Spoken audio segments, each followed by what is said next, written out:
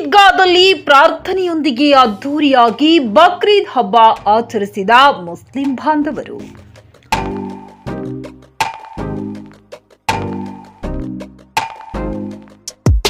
ಬೆಳಗಾವಿ ಜಿಲ್ಲೆಯ ಅಥಣಿ ಪಟ್ಟಣದ ಈದ್ಗಾ ಮೈದಾನದಲ್ಲಿ ಮುಸ್ಲಿಂ ಸಮಾಜದ ಮುಖಂಡರು ಹಾಗೂ ಅಥಣಿ ಮಾಜಿ ಶಾಸಕರಾದ ಶಹಜಾನ್ ಡೊಂಗರಗಾವ ಮಾತನಾಡಿ, ಪ್ರವಾದಿ ಹಜರತ್ ಇಬ್ರಾಹಿಂ ಅವರ ತ್ಯಾಗ, ಬಲಿದಾನ, ಅಚಲ ದೈವಭಕ್ತಿ ಹಾಗೂ ಅವರ ಪುತ್ರ ಹಜರತ್ ಇಸ್ಮಾಯಿಲ್ ಅವರ ದೈವಭಕ್ತಿಯನ್ನ ಸಾಂಕೇತೀಕರಿಸುವ ಬಕ್ರೀದ್ ತ್ಯಾಗ ಬಲಿದಾನವನ್ನ ಸ್ಮರಿಸುವ ಮಹತ್ವದ ಹಬ್ಬವಾಗಿದೆ. ದೇಶದ ಎಲ್ಲಾ ಸರ್ವಧರ್ಮದ ಜನಾಂಗದವರಿಗೆ ಹಾಗೂ ದೇಶಕ್ಕೆ ಒಳ್ಳೆಯದಾಗಲಿ ಎಂದು ಅಲ್ಲಾಹನಲ್ಲಿ ಪ್ರಾರ್ಥಿಸುವುದರ ಜೊತೆಗೆ ಬಕ್ರೀದ್ ಹಬ್ಬವನ್ನ ಆಚರಿಸಲಾಗಿದೆ ಎಂದರು. ಇವತ್ತು ಈದ್ ಜುಹಾ ಹಬ್ಬವನ್ನು ಅತ್ಯಂತ ಸಂಭ್ರಮಣೆಯಿಂದ ಎಲ್ಲ ದೇವರಿಗೆ ವಿಧೇಯಕರಾಗಿ ಆಚರಿಸುವಂಥದ್ದು.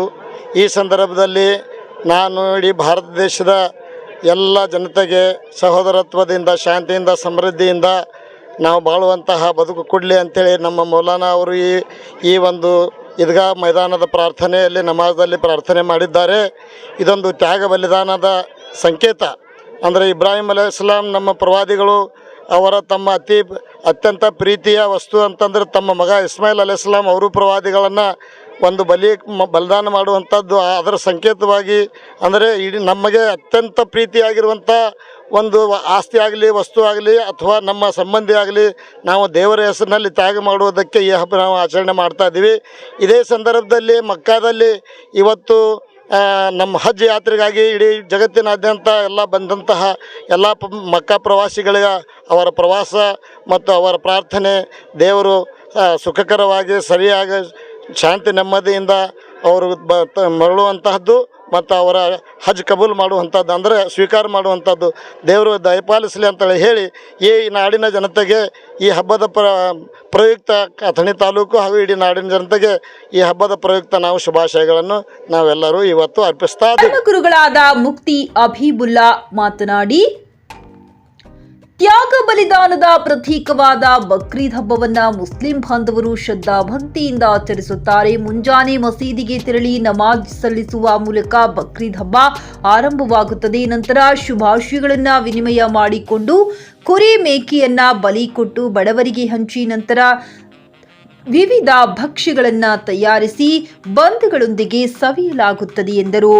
अस्सलामु अलैकुम रहमतुल्लाहि व बरकातुहू। मैं शहर अतनी की जानिब से, चूँकि अल्लाह रब्बुल इज़्ज़त की जानिब से ईद का दिन हमें मुबारक अता फरमाया है। आज बकरा ईद है जिसको ईद उल अज़हा भी कहते हैं। मैं अपनी जानिब से और तमाम ज़िम्मेदारों की तरफ से तमाम को ईद मुबारक पेश करता हूँ और तमाम भाइयों से गुजारिश करता हूँ कि ईद खुशी के साथ और ख़ूबसूरती के साथ मनाएं, ताकि हमारे जो और भी बिरादर भाई रहते हैं उनको भी अच्छा लगे और सब भाईचारगी के साथ ज़िंदगी गुजारें।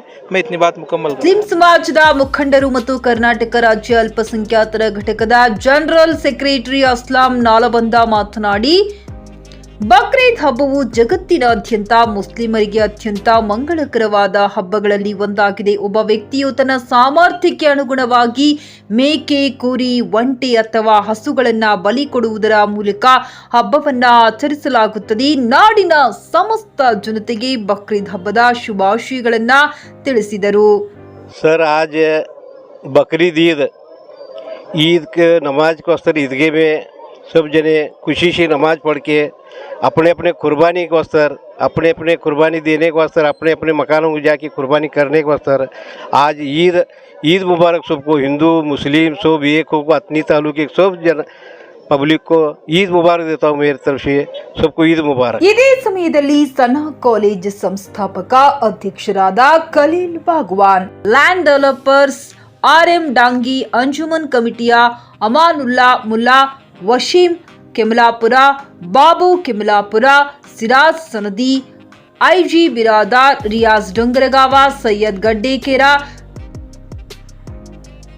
ರಿಹಾನ್ ಡಾಂಗೆ ಮುಸ್ಲಿಂ ಬಾಂಧವರು ಅನೇಕರು ಪರಸ್ಪರ ಬಕ್ರೀದ್ ಹಬ್ಬದ ಶುಭಾಶಯಗಳನ್ನ ಕೋರಿದರು.